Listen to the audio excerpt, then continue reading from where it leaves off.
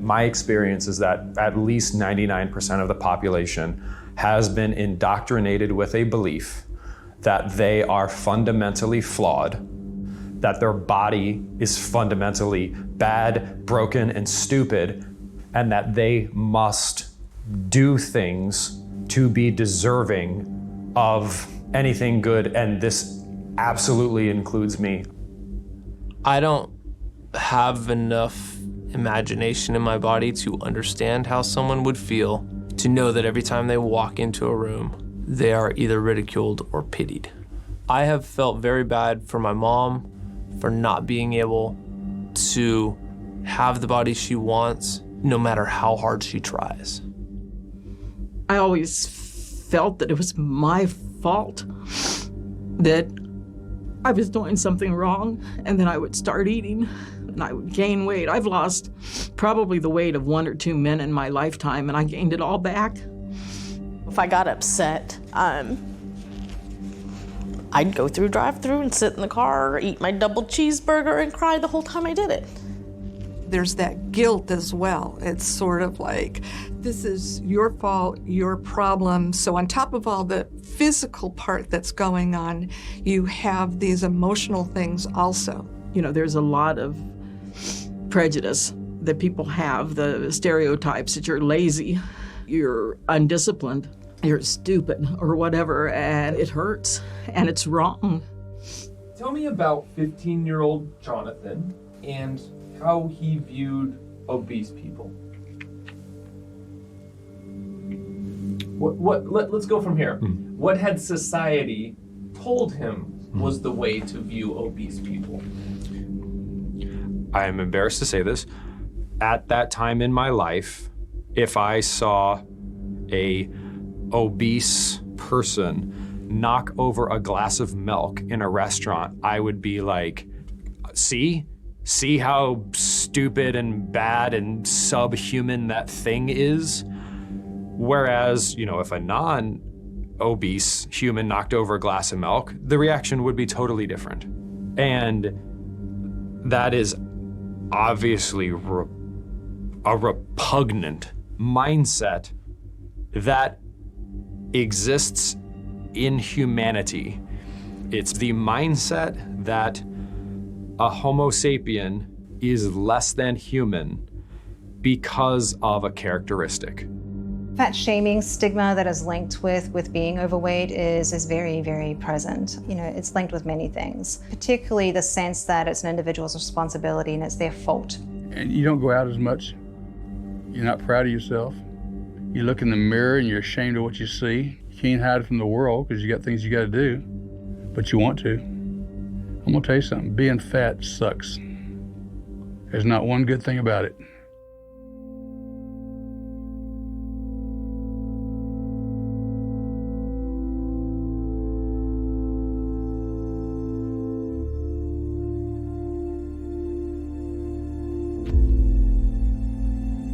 My husband of 41 years, he passed away July the 15th in 2016 from diabetes complication. And my husband died because we didn't have the truth.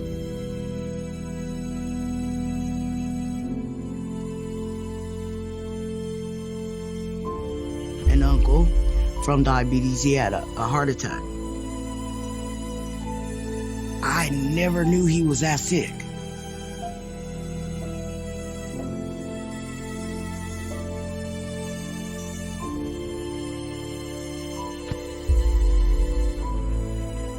Diabetes is not a new disease, but what we sometimes lose amidst the current epidemic is an awareness of how rare it used to be. Very few people would have gotten diabetes 100 years ago or before. And when I was in medical school, which is a long time ago, when we had a patient who came in with diabetes type 2, we wanted to follow them because there weren't that many of them.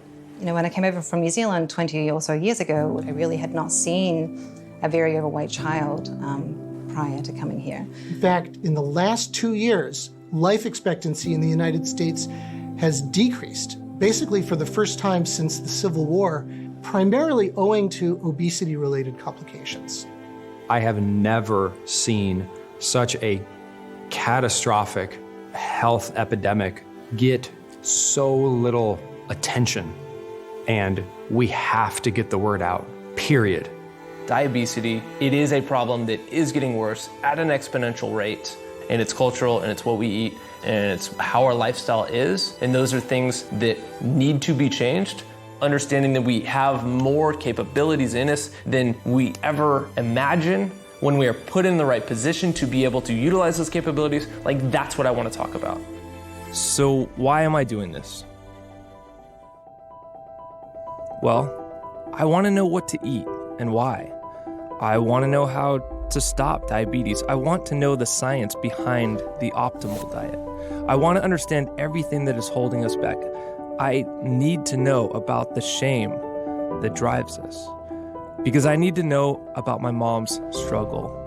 We need to know how to make our bodies want better food. We need to know how to break the diet industry. We need to know how to escape that which seems inescapable. We need to understand how to turn the tide. We need to know how to feel better, how to live better, how to eat better, how to love better. We need to be better.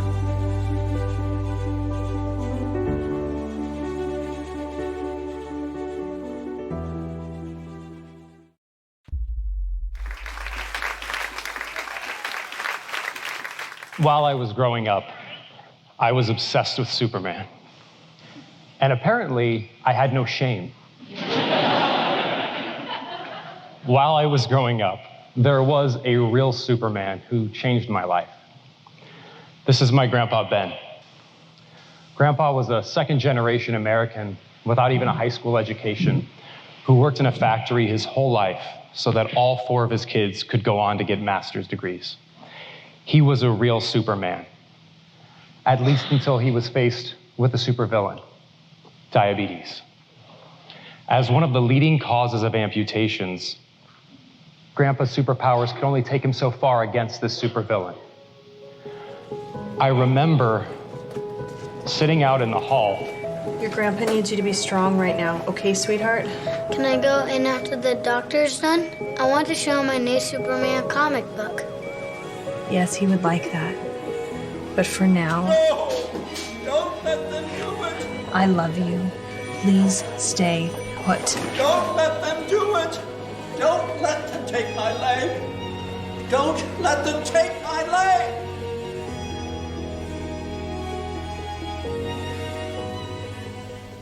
There was my Superman, pale, still, and lifeless, defeated by diabetes.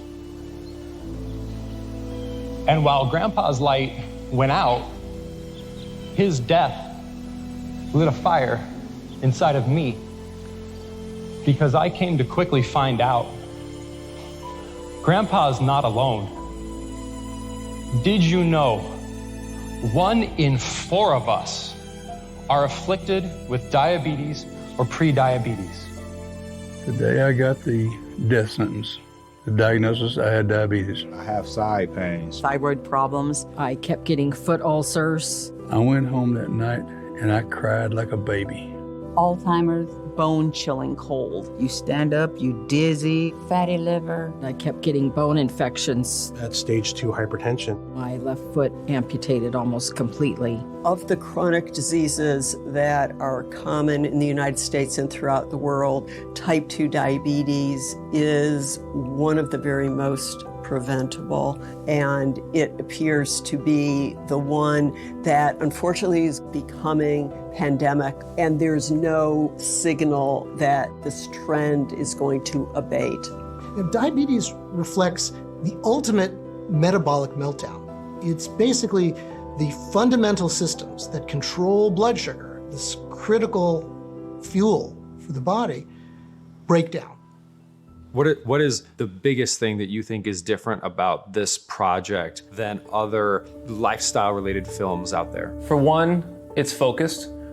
2, it's actionable. You can take things off a list and go do those. I think it's incredible to be able to have the information to reach an audience and really truly care that they get that information.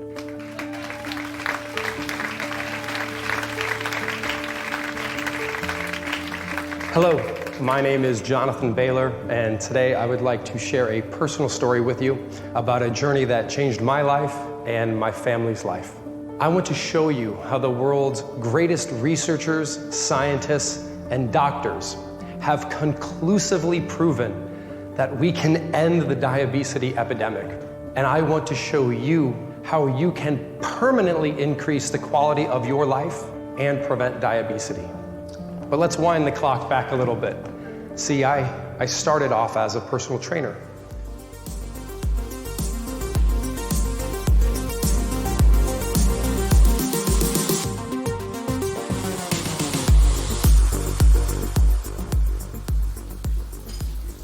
I saw you out there in the gym.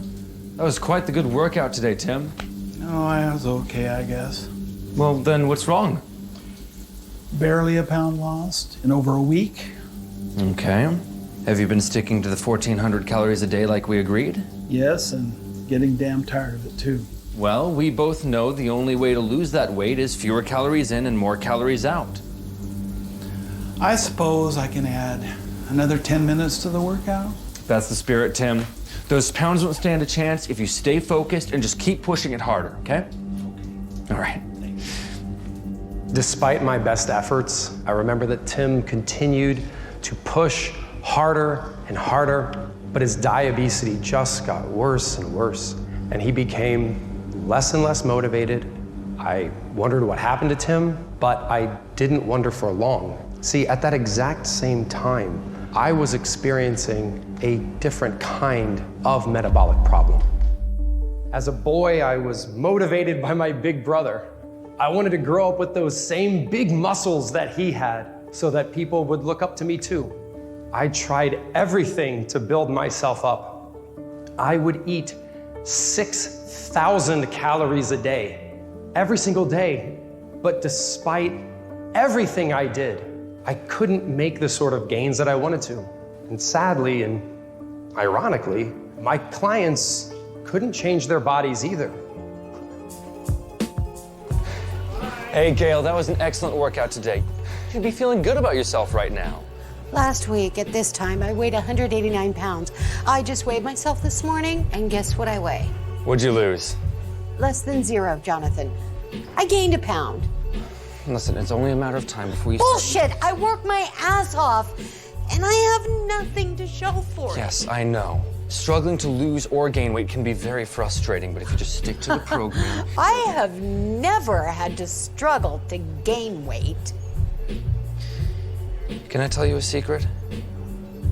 How are you supposed to lose weight? They tell you to cut calories and starve yourself, and so you do that.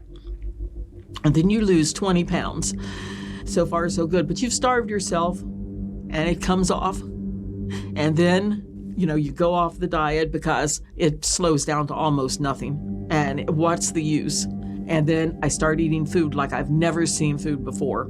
It might take me a year to lose 20 pounds, and it seems like 6 months or less. I put it all back on again, plus another 10 pounds. I was angry because I could not figure out how do I do this so I get results. I was following everybody else's ideas, programs, information, and none of it worked. So what's wrong with me? How am I so bad? Why am I so broken? Not really helpless though, just angry because I'm doing all this stuff. It should be working, right? And that's where I think a lot of people find themselves shaking their heads. Anybody can lose weight. Losing it and keeping it off is two different things. The conventional approach to obesity, calories in, calories out, seems so appealing because we do know that if you eat less and you move more, for a short while, you'll begin to lose weight. That's just a law of physics. But it neglects a fundamental fact, which is that the body fights back against calorie deprivation. We know that after a few days or weeks of a low-calorie diet, hunger increases, but at the same time, metabolism slows down. That's the body pushing back against weight loss. Unless we address that problem, It's going to be a losing battle between mind and metabolism. I felt an overwhelming sense of complete helplessness. I couldn't do anything to help myself and change my body.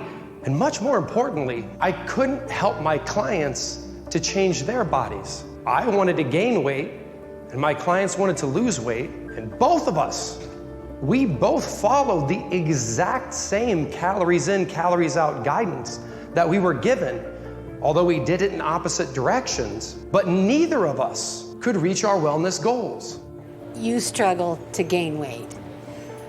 You have got to be kidding me. We should all have such a problem. I wish you wouldn't tell me that. It gets me upset. I'm sorry. I've always wanted to beef up. What a joke. I can't lose a pound and you can't gain one. I've been doing everything possible. I've been downing thousands of calories a day, but... But what? Your problem doesn't affect your health, your opportunities, your love life. Give me a break, Jonathan. And I don't know how long I'm going to be able to work out on that spin cycle. Consuming less than 1,200 calories a day, it's really exhausting. I mean, I've been out there with you. You've been sticking to your calorie input. You've been working your butt off, and you have nothing to show for it. It's demoralizing. No matter what I do, it feels like something's holding me back. I feel like a failure.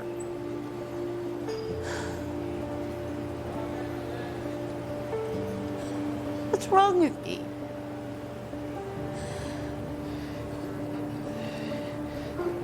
There's something wrong, Gail, but I don't think it's you.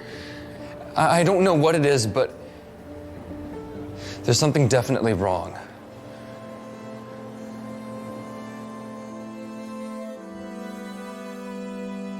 My name is Maggie Greenwood Robinson, and I have written over 65 books on the subject. Many of those books are diet books, and I've written 2 books on diabetes. I have a friend who was diagnosed with diabetes in May of 2017. He'd been a yo-yo dieter all his life, and he went to the doctor and was diagnosed with diabetes, and it devastated him. Because I had seen my older brother lose one leg and 2 fingers off his right hand and have a quadruple bypass. I thought, my God, is that me? I can't let that happen. I've seen people with diabetes for years. They're put on one oral medication, and they go along. They don't make any changes in their diet too much. A couple years later, all of a sudden, their doctor says, I have to put you on another oral diabetes drug. And so on they go. At that point, I've seen them not make changes, and some people have to graduate to insulin. This is a very slippery slope. You get huge. And I went from that 285 up to 458 pounds in 2 years. So bad that I wasn't even going and buying regular clothes. I was going and getting jogging pants and FUBU jerseys. And I was ashamed of myself every time I looked in the mirror. What has been so striking to us is that type 2 diabetes is a highly preventable and modifiable disease. We have found that it is very strongly linked to lifestyle factors, and that with relatively straightforward lifestyle modifications, there is a marked reduction in the risk of developing type 2 diabetes. Frustrated, I then turned to my parents, who are college professors. And after a great conversation, my mom, she said something that really resonated with me and led to a breakthrough in my thinking. She said, Jonathan, you and your clients, you're not suffering from an effort problem. You're all trying really hard.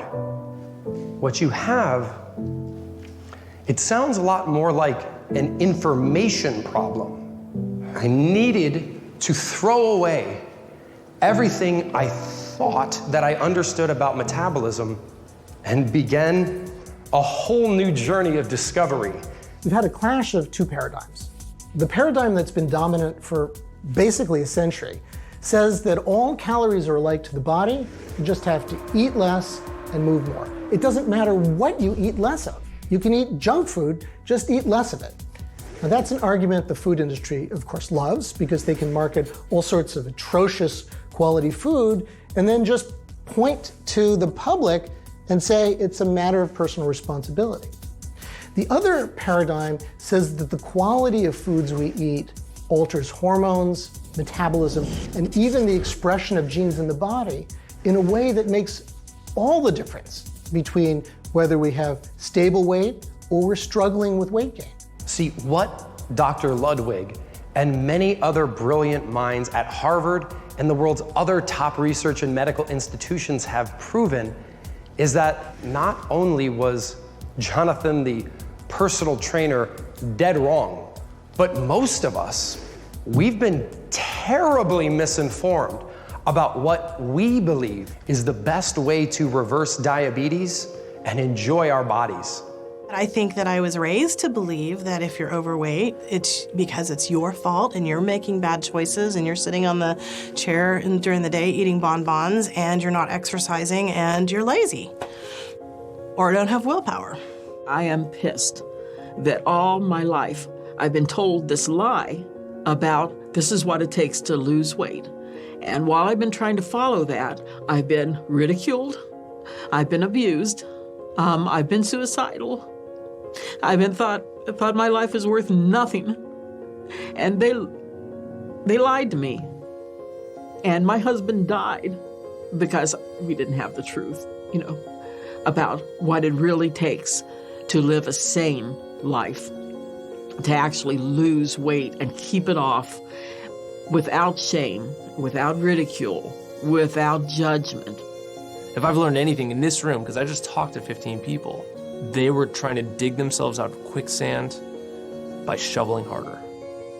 Another problem with the calorie in, calorie out model is that it tends to blame people for this failure. If losing weight is simply a matter of eating less, moving more, everyone should be able to do it. And if you can't, there must be something the matter with you, according to this way of thinking. You must lack willpower or discipline. Hunger isn't just a fleeting feeling.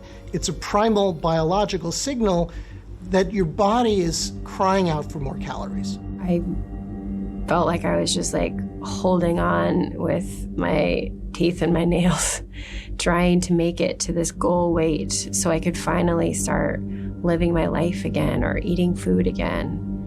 It felt torturous and honestly, I thought about food all the time because I didn't feel like I could have it when I was on a diet.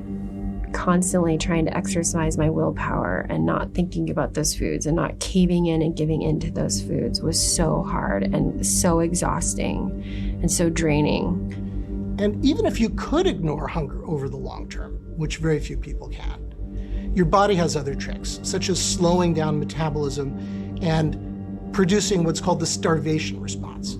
This is a very difficult situation to manage over the short term, let alone for the rest of your life. So our conventional approach doesn't work. In a sense, can't work because it's too difficult to accurately assess calorie balance, and it blames people for this problem. We need a much more sophisticated approach to weight control that will help people succeed over the long term. Women's self-worth is tied up so much into their looks. If you're fat, then you're not pretty and you're not desirable. You'd hear things, it's like the way it kept piling on. But I started to think, if this continues, this is the road I'm heading down. And it's difficult to hide your poor self-image. The act of eating a cookie compared to feeling ashamed for eating a cookie. I would say, very clearly probably the latter, because it reflects probably a history of interactions with that and with others. And it will determine what they do going forward as well. I don't think there's a worse feeling than putting weight back on and then having to go see people that you haven't seen in a while and you're fatter than you were the last time and you feel like, oh no, what do I wear? How do I look better? Are they gonna think she's just like everybody else? She can't do it. It's just a horrible feeling, and I hate it. You know, sitting on the airplane and I'm squeezing my knees together constantly, just trying not to have my legs touch the people on either side of me. I know every excuse you can make for being ashamed of yourself and being alone and being depressed, overweight. I think there's no place for shame. It is not a productive way to bring about behavior change. It's never a good approach. Shame is about just an inherent gut level, I'm no good, I'm worthless, I'm not good enough, and that feeling is not motivating because that feeling is just so outrageously debilitating. It just, you've got nothing to go from because you feel like nothing, and I don't think that's ever helpful. My dad tried to shame me into it. He said, you're a fat boy, do something about it. You can tell me I'm fat. You can shame me in front of other people. You think that's going to inspire me? No.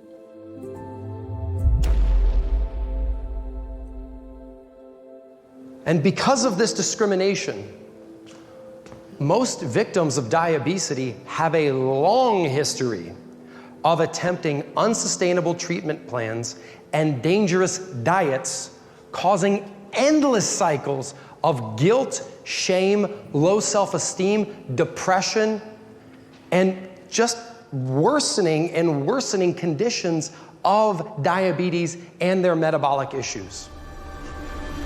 But there is hope. There is tremendous hope, in fact.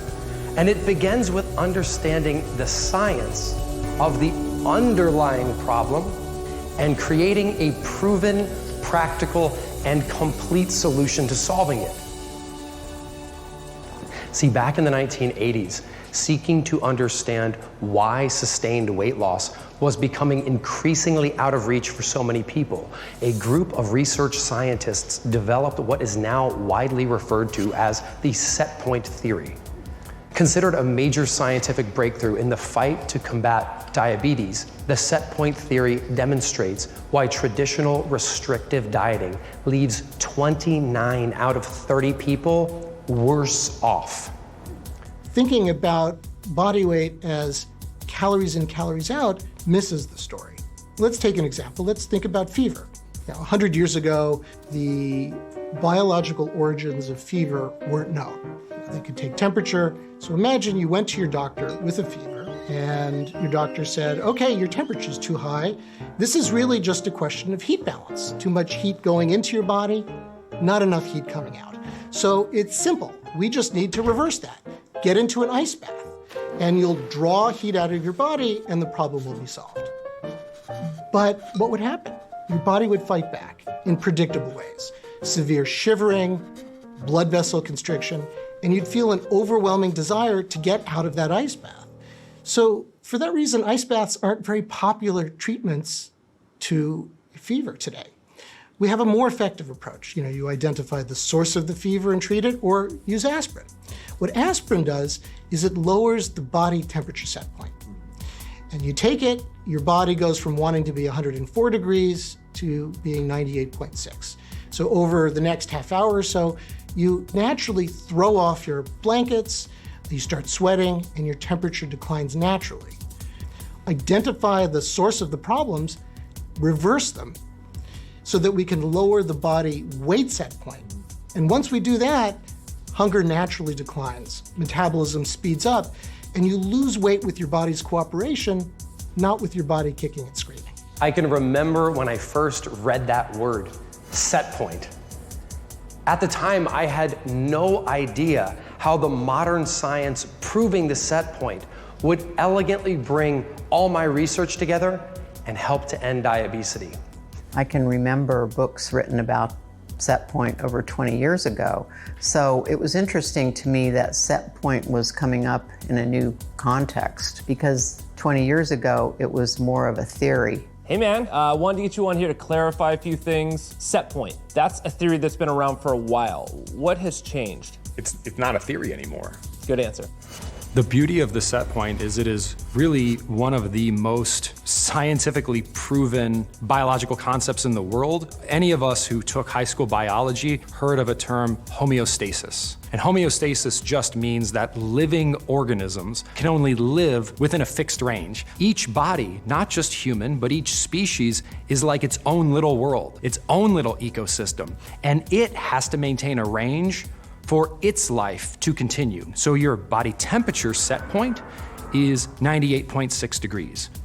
Your blood sugar also revolves around a set point. Your blood sugar goes up, your body takes steps to bring it down. If it goes down, your body takes steps to bring it back up. Your blood pressure also has a set point. Even your hydration has a set point. If you don't drink water for a while, you get thirsty, you drink more. You drink a lot of water, then you drink less water.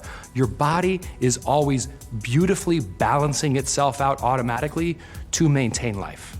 Set point, for our purposes, refers to the level of blood sugar and stored fat your body works to maintain by subconsciously regulating your appetite and metabolism through your brain, gut, and hormones, regardless of the quantity of calories you take in or exercise off. So for example, if it's ever felt like no matter what you do or what you try, it feels like there's an invisible force that's working to keep you at a specific weight, that's your set point weight. That's your brain, your hormones, and your gut all working together to keep your weight at this specific range, regardless of how little you eat or how much you exercise. So that's a regulatory system that keeps things within a narrow range. It's a place our body wants to be. And the science now tells us we can change our set point. We can lower our set point and we can keep it there. And that's how we stay naturally thin. I still needed to understand the deeper science though, and how all the brain, the gut, and the hormones all work together to affect the set point. So what is triggering our set point to rise? Research over 50 or even 100 years suggests that the quality of the foods we eat can play a fundamental role. That by altering the way that blood sugar and hormones change after we eat, we can change how fat cells behave, how many calories they store versus how many calories go to the muscle and the other organs of the body to be burned. Once you make that change, set point can decrease. And once set point decreases, then hunger and metabolism naturally adapt without the struggle, without requiring willpower. Your set point is determined by the interaction of your brain, gut, and hormones. Let's talk about the brain. How important is the brain to lowering your set point? The brain is one of the 3 critical factors that are determining whether or not your set point is going up or it's going down. I learned about a small but crucial part of your brain that's called the hypothalamus. It is essentially the link between your head, your hormones, and your stomach. It's an almond-sized structure that serves a very vital role.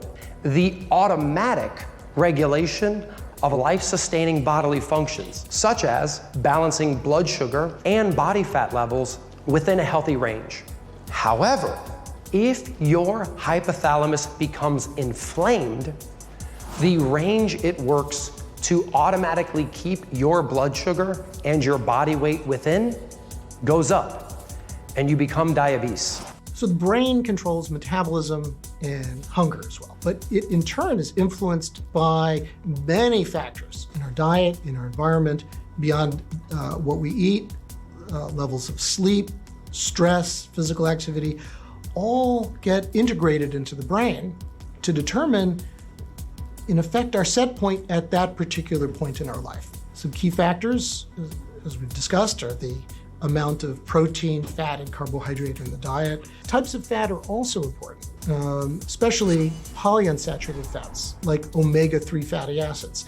These play a critical role in calming down inflammation in the body. Inflammation in the brain, and especially the hypothalamus, can produce biological dysfunction, can cause insulin resistance, leptin resistance that leads to weight gain, and that adversely affects metabolism. The fat tissue, the adipose tissue, is a major source of producing inflammatory molecules. So people who have excess adipose tissue often have a high inflammatory state, and that is itself a risk factor for insulin resistance and developing type 2 diabetes. The effects are astounding as they almost block your brain's ability to healthfully regulate hunger and lead to a decrease in willpower and an increase in cravings.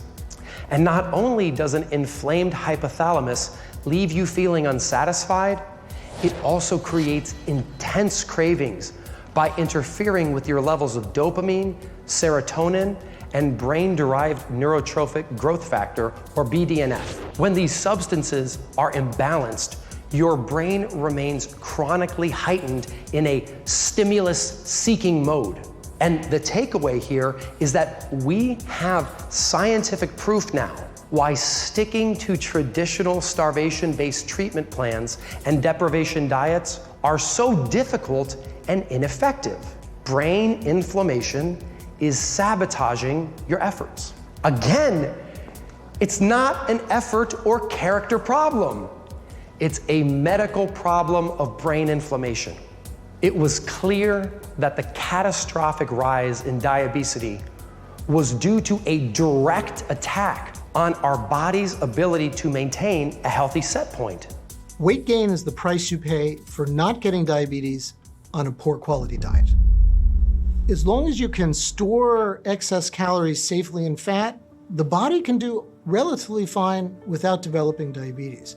It's when those fat cells reach their tipping point, which comes at a higher level for some people, relatively lower level of body weight for other people. When those fat cells reach their tipping point, they can no longer safely store the calorie excess. So they spill into what's called ectopic fat. Fat gets stored in places it shouldn't, like the liver, in the pancreas, in the muscles, and even in the bloodstream, called triglycerides. In addition, fat cells beyond their tipping point become inflamed and spew inflammatory chemicals throughout the body that can lead to inflammation in the brain that accelerates this process. Many hundreds of thousands of other people, we can't let it go. It is an addiction. It's a disease. Obesity is a disease. Diabetes is a disease. And it needs to be treated like a disease, not a shameful moral issue. And the people that suffer from it should be treated with love and compassion. So the conventional view will recognize that biology is important, but then comes back to willpower because they lack a good explanation for what's changed. So they say, well, all of these delicious foods are causing people to overeat. But that's not really a satisfactory explanation. You develop cravings for certain foods, and I didn't realize that it's the foods you're eating that gives you the cravings for the foods, and that there's a way to eat that takes away those cravings. If I had known that, I could have changed Larry's diet and, he wouldn't have craved those so much. Back in the 90s when we first got together, you don't think of the future that much. It's not until later that things start going wrong that you start taking it seriously.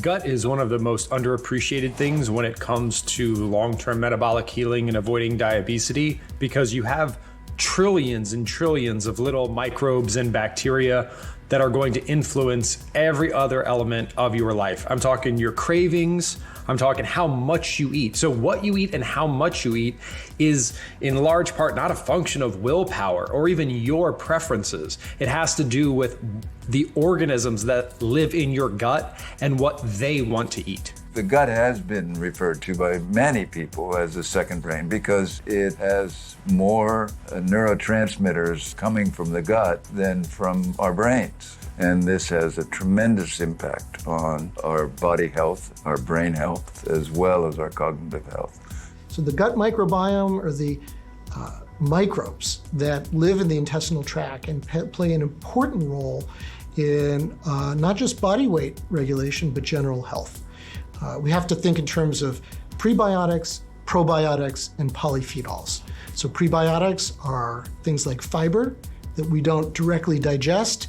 It enters into the colon and it serves to stimulate growth of healthy bacteria. Probiotics are those healthy bacteria themselves. We can get them from real fermented foods like yogurt, or we can take probiotic supplements.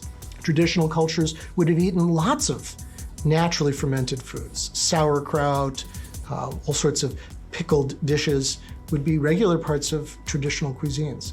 Having a healthy gut microbiome, high quality diet feeds those good bacteria, but also can calm inflammation throughout the body, plays a critical role in affecting the brain and helping the body to achieve a healthy body weight. Someone might say, I am craving sweets right now, but the thing that may actually be craving sweets are a certain form of bacteria living in your gut. So you are not actually craving sweets. Those are not your cravings. And when you understand that, and you understand that you can change the bacteria of your gut, which you can, and as much as you may be driven right now to eat processed substances that make you sick, you could be driven to crave healthy whole foods that make you happy and energetic. I think we're beginning to understand that the kind of quality food that we have is important for our gut and then have an impact on our body health and our brain.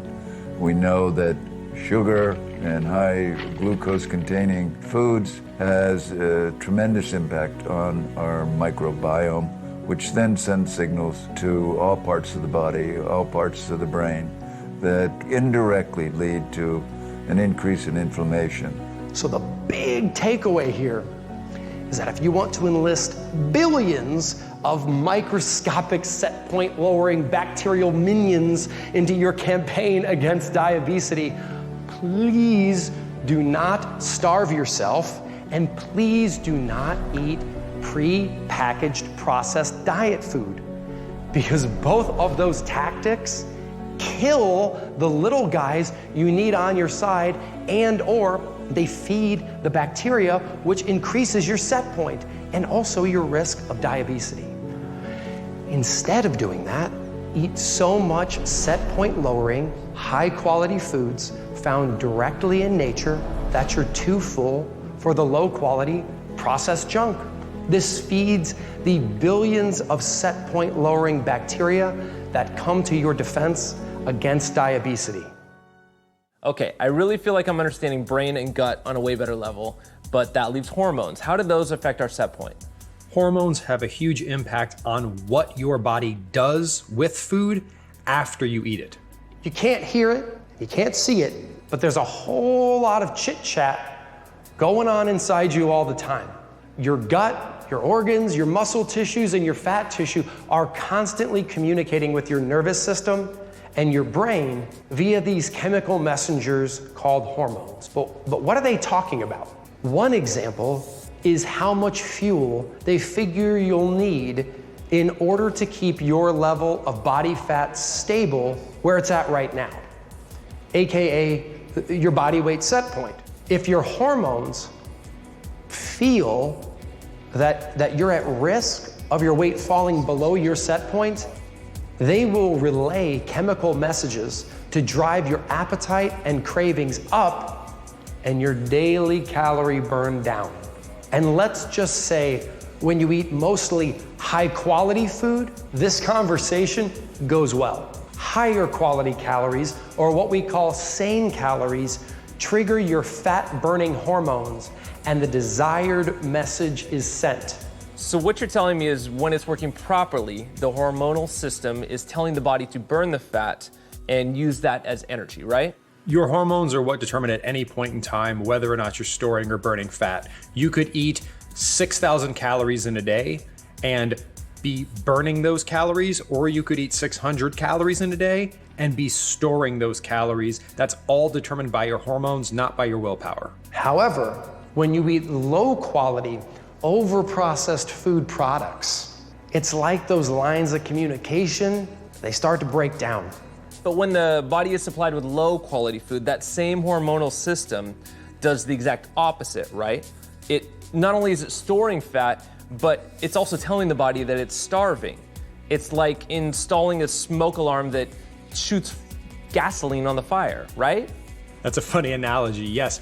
This condition you described is called internal starvation, and one's hormones can get so clogged, as we sometimes refer to them, or out of balance. All the calories you eat are preferentially shuttled into your fat cells, and they're locked away, so they can't be used for energy. So you can eat as much as you want, and your body still does not have access to those calories to burn. It's actually impossible for your body to burn them. All it's doing is storing them. So you're unfortunately getting fatter while starving simultaneously. That's incredible. To illustrate this, I like to use the analogy of a clogged sink. When a sink is working properly, more water poured in means more water will drain out. The water level may rise temporarily, but the sink will automatically take care of it. The sink is balancing water in and water out at a low level. One of my aha moments was understanding the concept of hormonal clogs. My eyes got opened when I saw that once we get rid of those clogs, our set point lowers, and we do really become like a naturally thin person. Simply considering calorie balance misses all of the biology that's happening inside the body that determines whether or not we're hungry, whether or not our metabolism is speeding up or slowing down, whether or not we're storing fat or building lean muscle. We now know that there are dozens of hormones and other biological signals that play a role. There are a few dominant players. One is insulin, because insulin directs the storage or burning of calories after we eat. And that is a critical determinant of how hungry we get soon after a meal. For example, just giving rats moderate doses of insulin on a daily basis will cause a shift in metabolism toward more fat storage. Over time, that animal is going to start eating more and gaining weight. If you then cut back calories, you put that rat on a diet, you can prevent weight gain, but that animal still has too much fat. That insulin has caused excess fat storage at the expense of lean body tissue and muscle. Jonathan, I keep reading the science, going over everything that we've been talking about, and it's clear and resolute and beautiful, and like it makes so much sense. And then I look outside, and then I look at the statistics, and like, what do? We need people to understand deeply, like, to feel how severe of an epidemic this is. We are getting very close to diabetes being 10% of the global population over the next few decades. Diabetes is the largest health epidemic in human history, and if we don't take action, it will cause the unthinkable. In 2005, I collaborated with some demographers and other experts in life expectancy. And we predicted in an article in the New England Journal of Medicine that life expectancy would begin to decline by mid-century if we didn't do something about the obesity epidemic. And I'm sorry to say that this is one prediction that has come true sooner than expected. If we don't do something about it, this generation of children will lead shorter, less healthful lives than their parents. And beyond the human toll, obesity, diabetes are going to have a devastating impact on our economy, our international competitiveness. You know, it's really a question of national security. A 2015 study showed that in the United States, the medical costs of just type 2 diabetes are $50 billion greater than all smoking and tobacco-related medical costs. Globally, diabetes is costing us about $2.6 trillion every single year. In the US today, approximately 1 in 5 children have obesity. Even in preschoolers these days, about 14% of preschoolers are classified as having obesity. And these numbers have been increasing over time. And infants, we now see high rates in infants as well. 1 in 3 children born today are predicted to get diabetes at some point in their life. Research from my group and many others around the country, around the world, suggests that the worst players now are the processed carbohydrate. not just sugar, but refined grains, potato products, anything that breaks down into sugar quickly. The technical term for that is high glycemic index. Sodas are poison. Like, if you wouldn't feed it to your dog, don't feed it to your kid. And you would never give your dog a soda. The first thing I would say to a patient when they ask me about their diet, I say, get rid of everything white except cauliflower in your diet, because white usually signifies starch or sugar. Brain scans on study subjects 4 hours after eating 2 different milkshakes, one that was low in sugary carbs and another that was high in sugary carbs, showed these same areas of the brain lighting up in the subjects who ate the high sugary carb milkshake as we see in people who use heroin and cocaine. And please remember that all non-fiber carbohydrates break down into sugar. Dr. David Ludwig made this very clear.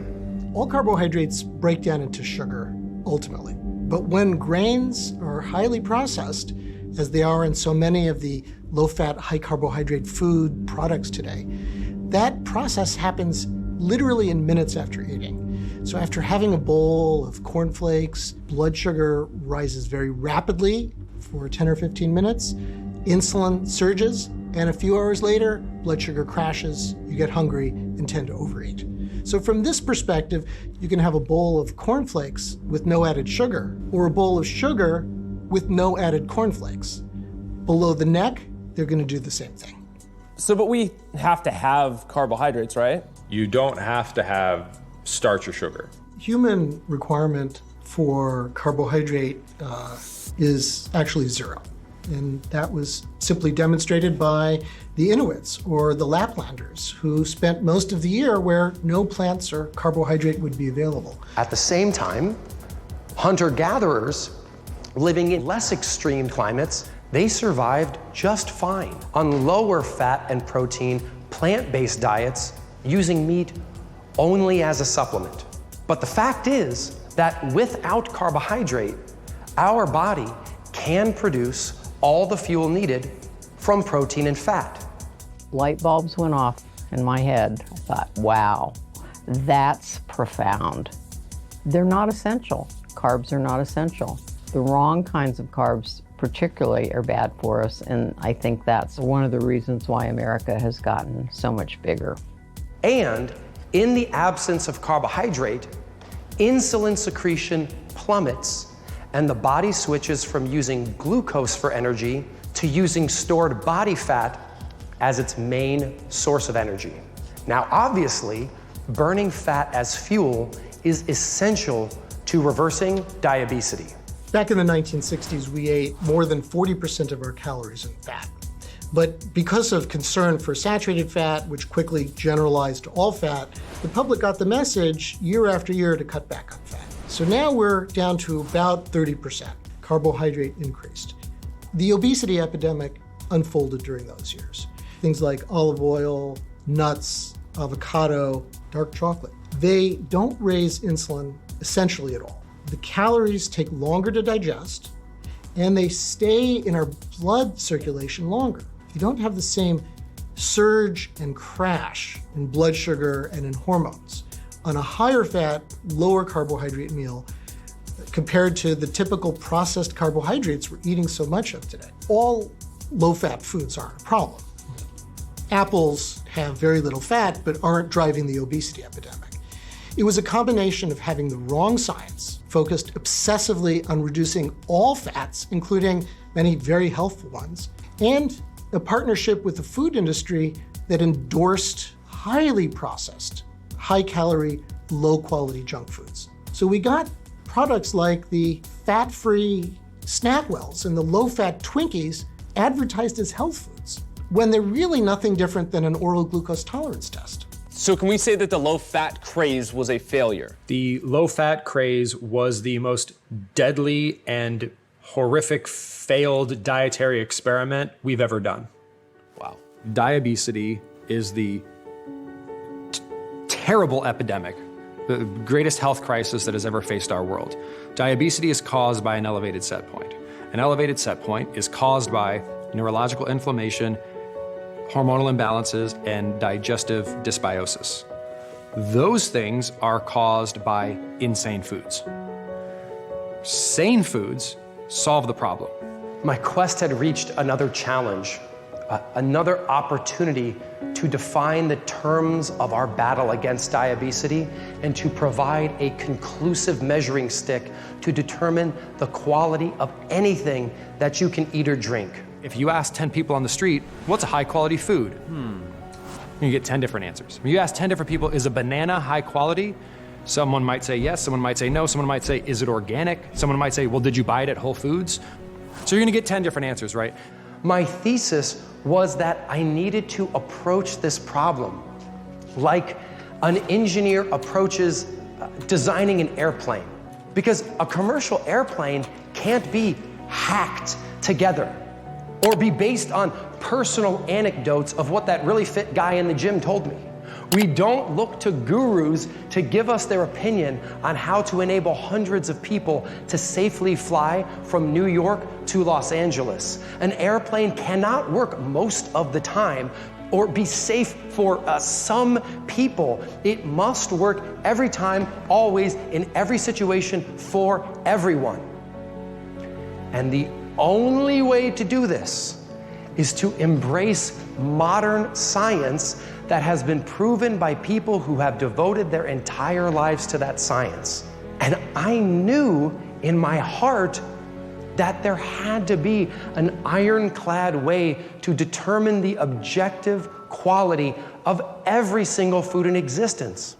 I have one word, or rather, it's an acronym. It's SANE.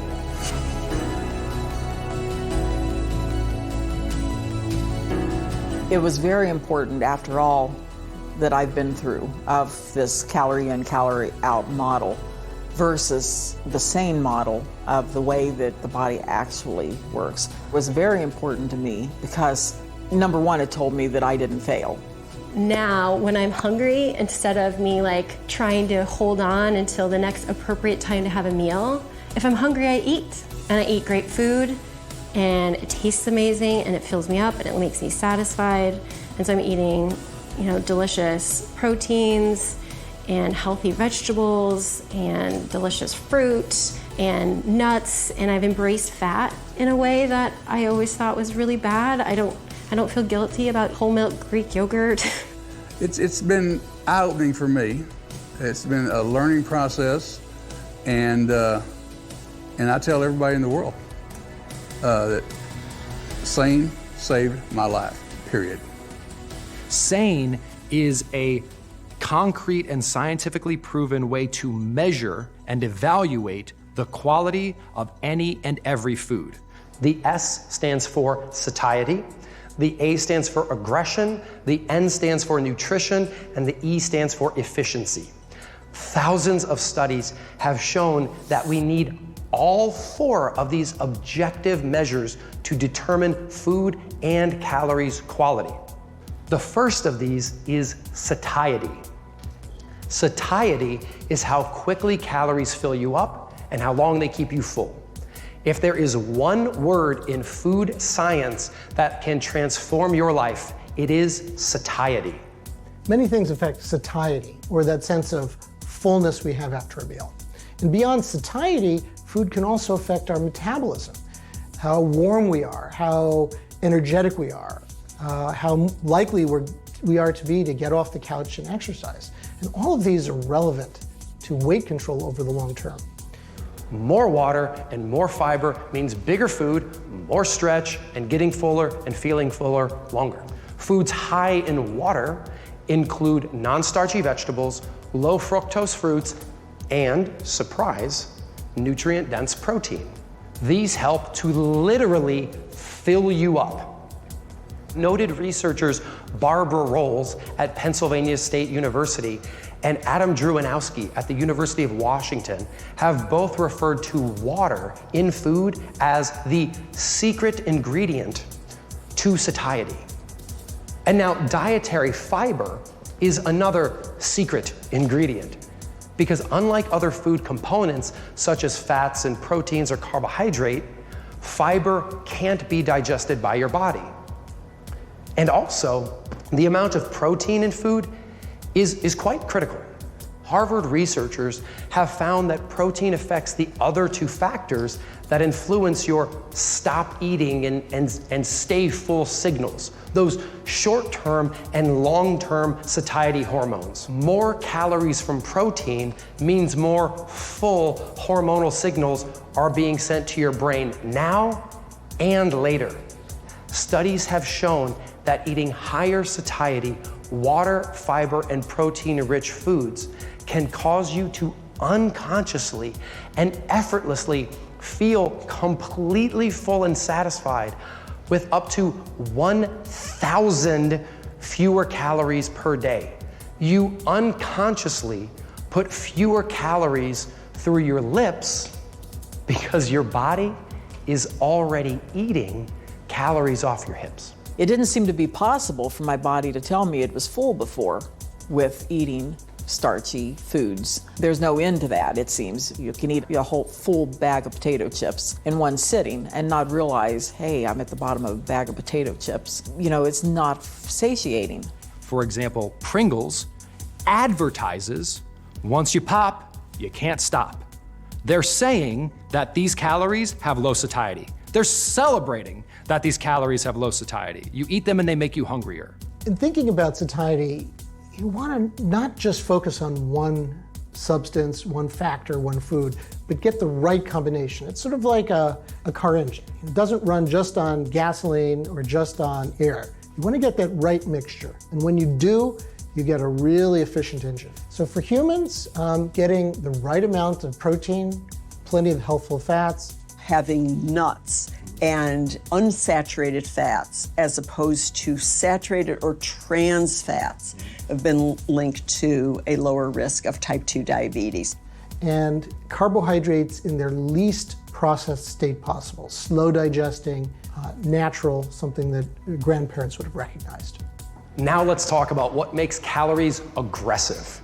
At its most basic level, this is the measure of how quickly these foods or sources of calories flood your body with glucose. Your body, it can handle a sharp spike in blood sugar every once in a while, but constantly elevated glucose levels give your body no choice but to store all that glucose into fat tissue, and this sadly turns your body into a fat-building factory. And the more sugar and starch and less fiber, protein, and fat in the food, the more aggressive it is, and the more likely its calories are to be shuttled into fat storage. So, for example, suppose you sit down to a big old plate of pasta. That's a lot of starch. And along with it, you're served some garlic bread. And then you finish with dessert, a handful of oatmeal raisin cookies. That's a lot more starch and a bunch of sugar. And those calories, they're so aggressive that your body has no choice but to send them straight into fat storage. No detours allowed. And the more aggressive calories are, the faster they increase the level of glucose in your bloodstream, and the faster those calories head to your fat cells.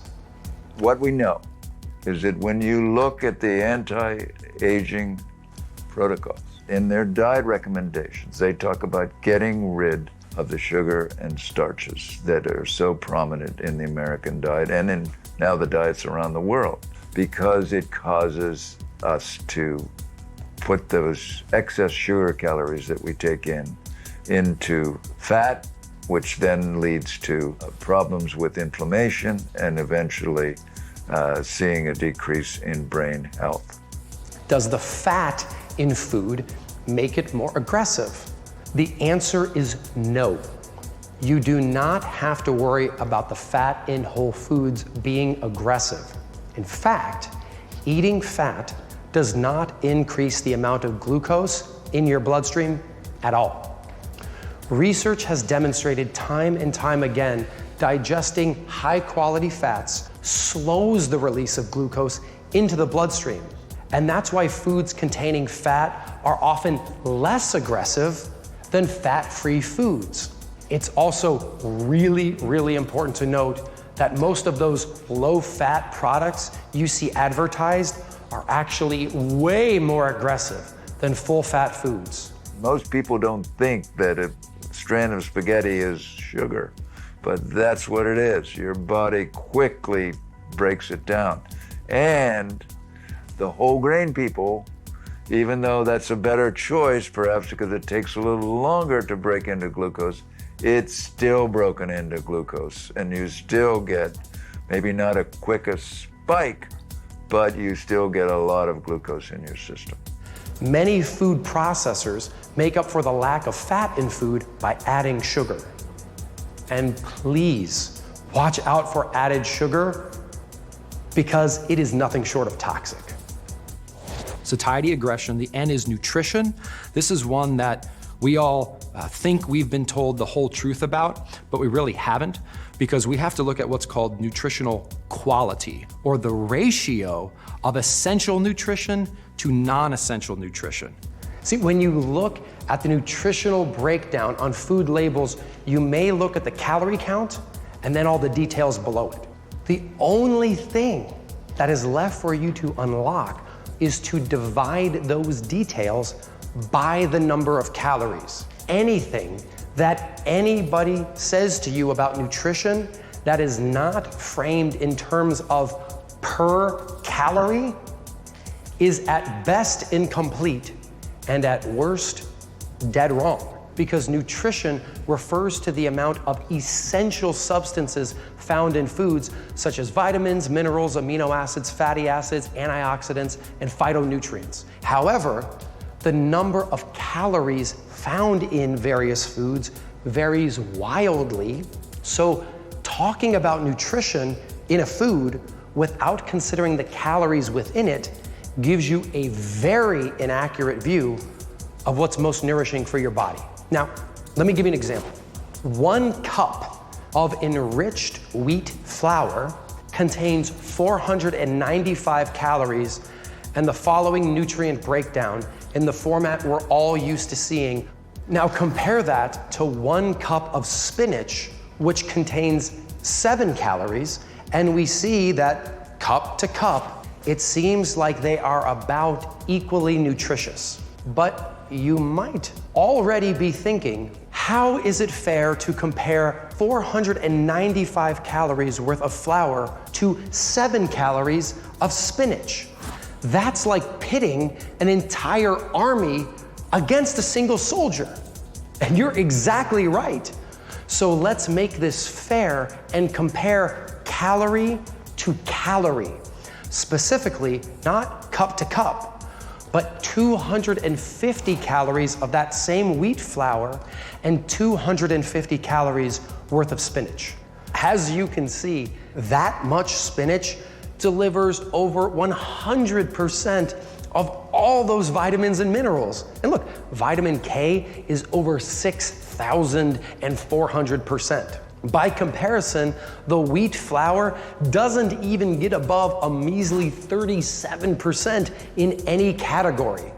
So I hope you can see that serving size is a really poor predictor of a food's nutritional content. For example, taking a bunch of processed nonsense, putting it in a cereal box, marketing it children, and then putting a bunch of artificial vitamins and minerals in it doesn't make it nutritious, any more than taking a can of soda and dropping a vitamin pill in it makes that soda nutritious. We want to eat foods that have the most essential nutrition and the least non-essential and even toxic and addictive nutrition. Satiety, aggression, nutrition, and then E is efficiency.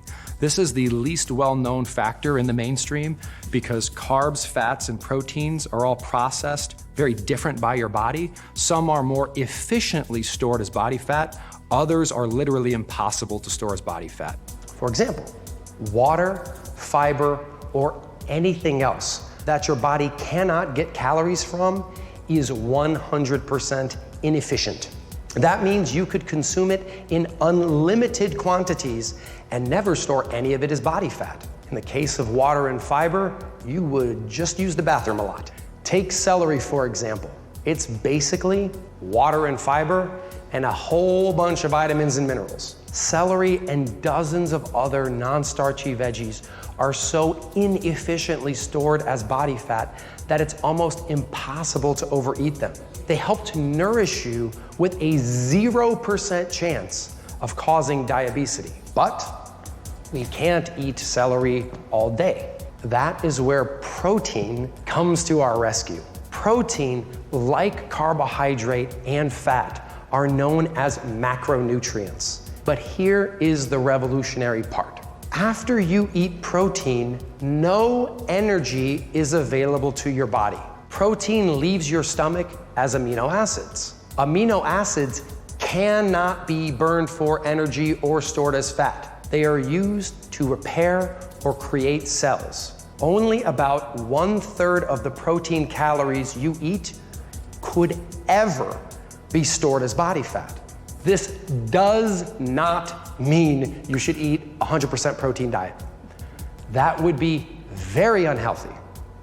But what it does explain is why studies where people replace fat or replace carbohydrates with protein calories consistently show that the higher protein people, they lose weight while eating the exact same number of calories as the other study participants. And now for carbohydrates and fat, both of these macronutrients, they do provide energy after leaving your stomach, and your body is quite efficient at storing carbohydrate calories as fat. And to be fair, it's very efficient at storing fat calories as body fat. How much of a starch or sugar can be turned into body fat? Your body is extremely efficient at storing starch and sugar as body fat. What about protein? Is that easy to turn into body fat? Your body can't store protein as body fat. It actually converts it into carbohydrate or glucose before it could even convert it into body fat. So it's impossible to store protein as body fat. Okay, so does eating fat make you fat? Eating fat doesn't make you fat. Eating more of the right fats is one of the keys to lowering your set point. So when you put this all together, it's clear why eating so much satisfying, unaggressive, nutritious, and inefficient food makes you too full for the low-quality processed food and therefore lowers your set point. Because by filling yourself with so much good that you are too full for bad, you enable your body to heal your brain, gut, and hormones, which drives your set point and your risk for diabetes down. So satiety, aggression, nutrition, and efficiency, the acronym SANE, gives us an objective, scientifically proven criteria by which we can tell you definitively non-starchy vegetables, nutrient-dense protein, whole food fats, and low fructose fruits in that order are the sanest, highest quality foods in the world. And then you have kind of like moderately sane foods, and then you have insane foods that cause diabetes, that cause an elevated set point. Those are things like processed starches, processed sugars, and processed fats. I love losing weight, and I love what I eat. It's enjoyable, and I don't get hungry. I don't miss carbs, I don't miss fruit, I don't miss French fries. Potatoes are my favorite food in the world. I don't miss those anymore, or bread, or pastas, or any of that stuff. And I tell everybody I know, you don't need carbs in your life. If you want meat, sooner you can get it from the butcher before it's processed. That's what you want. Like I said, I haven't suffered, I haven't been hungry, and I have not once felt like I was giving anything up. Half of your plate full of vegetables, multicolored, non-starchy vegetables. Greens, purples, reds, yellows, orange, etc. Half of your plate, good vegetables, and then about 1/3 of it, good quality protein. So if that's the best ground beef, 80% lean that Walmart has, go for it. Just have more good vegetables than anything else. And if that's the only thing you change for the next 8 weeks is just how do I get in more good non-starchy vegetables, make that your only change, you're gonna be winning. There is no more therapeutic food in the world than non-starchy vegetables. So what are the absolute best non-starchy veggies? Optimal choices are deep green and leafy. And things like being organic, that's great, but it is not at all required. The key is eating as many of these veggies as possible, so do whatever works for you to make eating a lot of these every day something that you enjoy.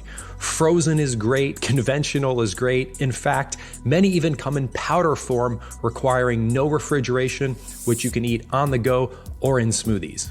You can choose other excellent non-starchy vegetables by asking yourself 2 questions. Do they grow above ground? And can they be eaten raw? If so, you're very likely looking at a food that is sane and will help you lower your set point.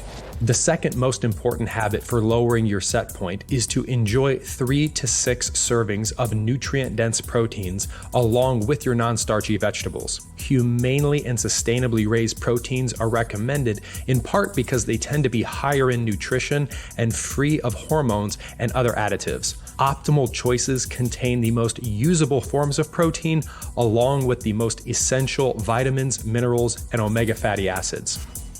You want to make sure that you're getting most of your energy and calories from whole food fats in place of starches and sweets. These are nutrient-dense whole foods you find directly in nature that get most of their calories from healthy fats. Low fructose fruits can be an important part of a set point lowering sane diet, but a crucial thing to be aware of is that in most cases, any benefit that you can get from a low fructose fruit, you can get from a non-starchy vegetable, but with about 10 to 20 times less sugar. Once I tapped into the science of eating right and cutting out what your body is not meant to, which is, primarily everything that they're, throwing at you, I saw some progress. Progress is encouraging. I will say that by changing my eating to eating fresh, whole foods, delicious proteins, healthy fats, food that tastes amazing, not being hungry, being able to eat whenever I felt hungry, not having to be hangry, finding this new way of eating, which eliminated my cravings. I think that's, in the past, other diets or things that I tried, I could have refined carbs and sugars in moderation, and moderation just doesn't work for me. Once I got rid of those things and I was no longer craving them, I'm not fighting my willpower anymore, and that makes it feel easy. I found a way by changing the types of foods that I'm eating. Once it became my normal, my new normal, and that's a term that I started to embrace. I felt like I was just living my life and the pounds were melting away. Life was getting better. I would put on a pair of pants and complain to my husband that they're getting too big. I'm gonna have to go shopping for new pants. And that had never happened in my life before. You have the opportunity to change. You have the opportunity to affect your future. Because the world, in my experience, is not set up to put us on a path of quality at all. But we have to choose that. Freedom is not a diet mindset. So I live in freedom. I don't follow a diet, period. I never will. You couldn't pay me money to follow a diet because diets don't work. It's creating a lifestyle, creating a way of eating. And if you think about it, if you look back 20, 30, 40, 50, 100 years, nobody followed diets, they just ate. A diet is a thing in most people's minds that is a temporary thing, that you are trying to go on to fix a problem, to like reset the gauge, and I don't think of it that way. And when you're talking about, say, nutrient-dense proteins, you can work a lot of things into that because that's something that separates a lot of people. So when you have omnivores versus vegetarians versus vegans, there are a lot of ways to go about that. There's all sorts of nutrient-dense plant proteins. Pea protein is an incredibly nutrient-dense protein. In fact, it's higher in an amino acid arginine than almost all animal sources. It's beautiful, it's incredibly high quality. Hemp protein, incredibly high quality. Rice protein, incredibly high quality protein. And of course, there are also high quality, nutrient-dense animal sources of protein. Salmon is one of my favorite, also mollusks, things like clams, oysters. These are amazingly nutrient-dense sources of protein. And I just get so excited about this because there's like so much. There's room for everyone, and there's room for every creed and idea and ethics background in that. And that's really enlightening and inclusionary.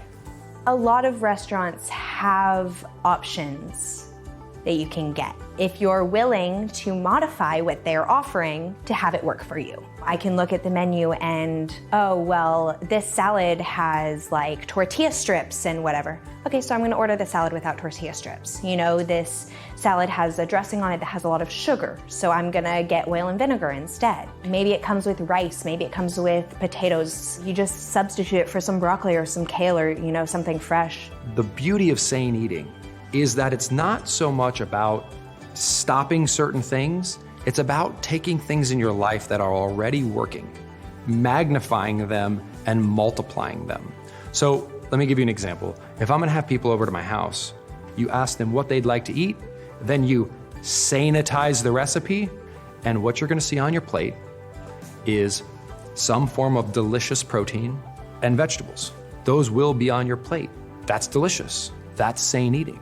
So let's get a bunch of colorful, wonderful vegetables. Let's saute them in a decadent sauce. Let's get some grilled fish, some grilled meat. We can have some avocado. We can have some eggs. We can have any type of nut or seed. We can have fruits for dessert. We can use sane whole food fats like cocoa and coconut milk and almond flour and coconut flour to make any dessert, cake, cookie, pie you could imagine. We can put some sane sweeteners in that. So literally, I would ask my guests, I would say, hey, what would you like to eat? Before they even came over. And if they said lasagna, I'd say, fantastic, we're gonna have lasagna. You know what, we're just gonna use eggplant instead of noodles. If they say, hey, I wanna have some beef stroganoff, well, you know what? We'd make beef stroganoff, we would just use zucchini noodles instead of regular noodles. If they said, hey, I wanna have a beautiful stir fry, well, stir-fried meat and fish and vegetables is easy, and then we would either have cauliflower rice or parsnip rice. And then you have a delicious meal that's lowering your set point. I didn't eat vegetables, or very few, and now I'm eating quite a bit of vegetables. That's the other thing that I do appreciate about myself is the discipline that I'm able to tap into to be successful. But no, this the science of it. You know, I was going to be able to cook, go out to a restaurant, eat what I want to eat, and all I have to do is switch my habits, get rid of some things that are just not good for your body. I knew that if we did this, that I would probably realize some benefit from it over time. And it wasn't a lot. I got rid of everything processed. I definitely got it, probably 6 months into it. So it wasn't anything that happened overnight, but even for me, I started noticing it within 6 months, and everything was delicious. You don't have to count calories now. You just have to eat the right kind of foods. This way of eating is not about depriving yourself or entering, you know, everything I eat into an app. The way that we were eating, the way we were cooking, it was great.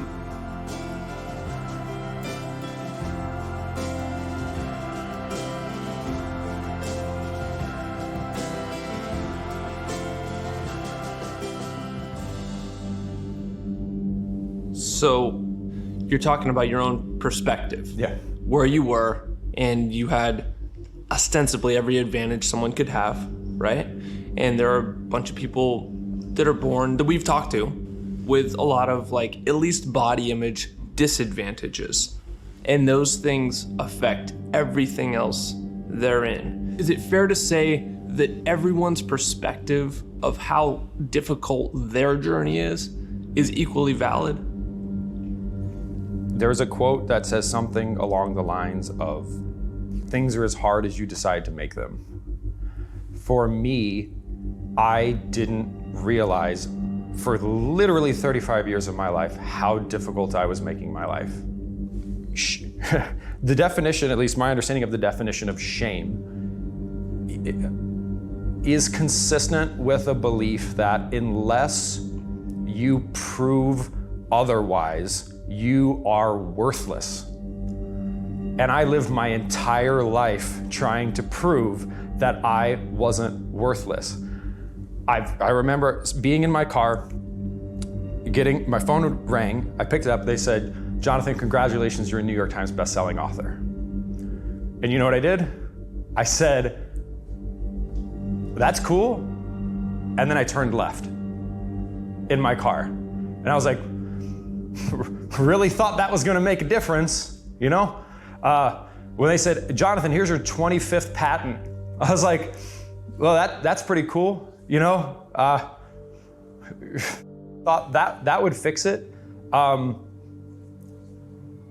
did I realize that I personally am of the highest quality? I finally gave myself permission to turn inward, not outward, not to say that anyone else needed to do anything, not to say that I needed to do anything externally, but just to say, like, let it go. It's either gonna be fine or you're gonna die. And if you die, it's gonna be fine because you're dead. So it's going to be fine either way. You're okay, like everything's okay. And it's not, once you get that, then you can choose to make it better than okay. That shame of my perceived failure had almost broken me, but it also led to one of the biggest breakthroughs in my career. It led me to understand that I needed to reach out to people in a brand new way. I needed to connect with them on a human level, not just a scientific one.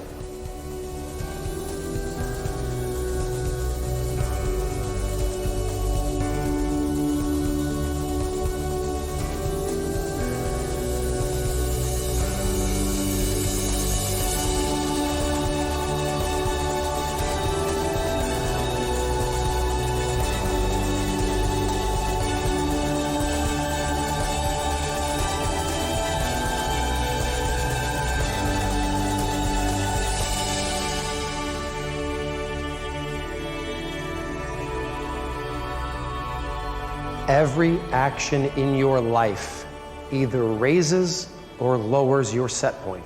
It's what I call the unified set point theory. All the research I've seen, all the academic papers I've read prove that there is a set point for almost everything, including happiness, for example. And there is no neutral action when it comes to your set points. It's not just the quality of food you eat, it's the quality of everything that you do. Deprivation and dieting cause diabetes. It's not about quantity, not more exercise quantity or less food quantity. It's about quality. It's about high quality living to create a high quality life. This is the golden ticket. This is what science has gifted us. High quality eating and living will heal your set points, and your healed set points will dramatically reduce your risk for diabetes. When I started eating better, I started getting low confidence. Okay, boom, my girlfriend tells me, hey baby, your gut is going down. It's like literally day 2 or 3, and I'm like, yeah, right? So more than anything, I say put yourself above all. If you eat crap, you're gonna feel like crap. You know, growing up, eating right, you don't think that the life that's gonna be saved by this food one day is yours. Your body's gonna start looking like crap. In essence, you're gonna think you're crap. You know, you don't think you're even gonna get to that point where you have to get back on track, where you have to relearn these things, where you have to re-embrace these things. I didn't think I was worth it. I didn't feel like I deserved it because my body wasn't where I wanted it to be. I had it handed to me in the beginning and I threw it away. And I'm so, so fortunate to have gotten it back and to have saved my life, you know, and to be able to share this love of food and this healthy living with my boyfriend and to be able to save his life too, that's amazing. It's just like a 180 in attitude, period. That's all we ever want to do is save and help our families, and to be able to really do that is truly amazing. The enthusiasm I have about life nowadays is a lot.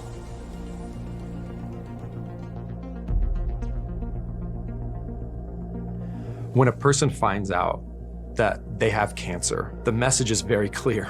Fight. You're worth fighting for, and you must fight this now or you're going to die. I pray and hope that someday we live in a world that when someone finds out that they have a diabetes diagnosis, that the message is not one of shame, that the message is one of fight, because you're worth fighting for. And this potentially fatal disease does not have to kill you, and it does not have to compromise one more minute of your life. You're worth it, you're worth better, you're worth fighting for. 100 years ago, everybody smoked. That's changed. That's a thing that's been so stigmatized now in a good way because it's objectively bad for everyone. I am so proud of humanity. We no longer smoke. Like, that's not the rule. It was doctor approved to smoke, and we figured out that that was BS, and we did something about it, and customs and how we view the world changed rapidly. People were dying, and we fixed it. And that is no different than what we need to do today. And I'm about to bring a new life into this world. And I don't believe the world is bad. Avia Gabrielle, my daughter, is going to come into a world of high quality, of the highest quality. And I want to make it higher quality for her. So what are we doing here? What we're doing here is to prove and trigger a transformation at a tipping point in the world to say, we have the opportunity to experience quality unlike any species or generation ever has. Let's choose quality. When they open that window, you get to see a baby girl, Angela. Oh. Oh, sweet. She's so pretty.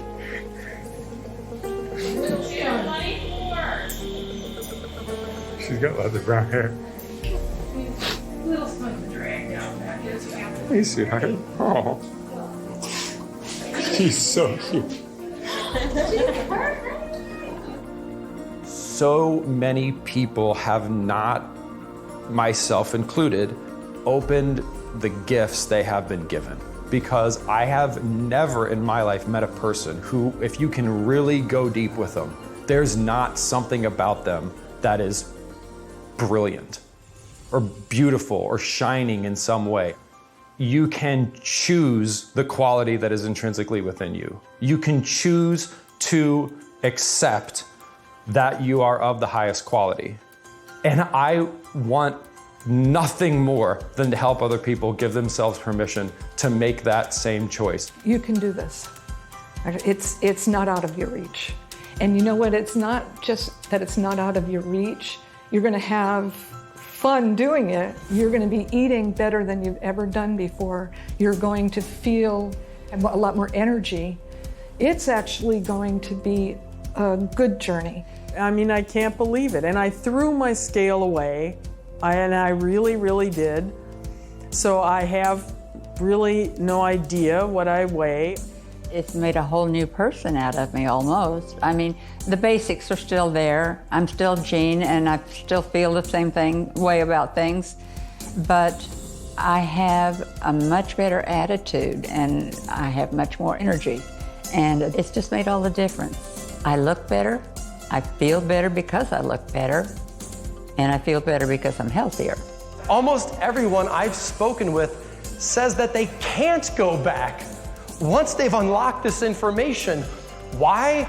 Because learning how to lower your set point, learning how to prevent and reverse diabetes, and learning how to see yourself, food, fitness, and life through a high-quality, sane lens is like learning to read. And once you learn it, the world never looks the same again. You know, in my life, I have lost like 50 pounds or more 3 times. And this is the first time in my life that I'm confident I will keep it off. And that's because when I was younger, the science was low-fat eating and calorie counting and a bunch of different exercise. And I always had a goal weight in mind, and I would just work really hard holding on with my, teeth and nails to make it to that date. And this experience has been totally different. Because once you get it, so much confusion is instantly replaced with clarity. You will never return to the starvation, shame, and stress that led directly to diabetes. I have my inner demons, and I hadn't faced them, and I couldn't see how beautiful my life was. I had the same life when I was miserable and when I was happy. I was just able to see it when I was happy. What changed was what I was eating. I gave my body the fuel, I gave my brain the fuel, and I was able to see and appreciate the beauty in my life that was already there. And with this peace, you can take care of the things in your life that actually matter. That is the essence of nutritional serenity. I was having definite mental problems. I was definitely overweight, and I was scared to death that I was going into Alzheimer's because that's what my mother died of. And the further you go with this, the better you do get at handling it. I was near death in a death mode from 2006 to 2011. I went to a total of 15 cardiologists and electrophysiologists. One drug after the next, some of the most terrible drugs in the world, and they're not solving the problem. And this is going on for years, and I don't have any energy. When I was really at my lowest, 10,000 events of ventricular tachycardia, as recorded on my internal defibrillator. Today, 10 years later, I'm at 0. I hope that you have concretely proven to yourself that you haven't failed. You aren't broken. What's different about this time versus last is the types of foods I'm eating are different. They're healthier. My cravings have gone away, which that feels amazing. Food tastes better. I don't crave those foods anymore. And when I eat a handful of grapes, it tastes like candy. For the first time in my life, I feel truly free. I am an unlimited being. You can heal permanently. You deserve 100% of what life has to offer. I am beautifully alive. I feel fully alive. Now is my time. I am free from fear. I am not broken. Living your best life isn't selfish. I am worth it. I'm worth it. It's all worth it. Now is your time. You are worth it. You are worth it. You are worth it. You deserve better. Now is your time. You can do it. I told someone one time, the way I see my journey is I have a lot of swampland, and I'm planting lavender because I love lavender. And so it's going to take a little time for the lavender to take root and hold into the swampy land. But before long, I'm going to have fields of lavender, and the swampland's going to get it's just going to go away. 5 years from now, I think my mom's gonna feel super proud of herself. She's gonna feel great inside her new body. We're there for the support and the guidance to show her that she'll get to what she wants, and she just can't give up on it. I'm proud of you, Mom. I feel called to help people to understand that diabetes is a tragic, catastrophic disease.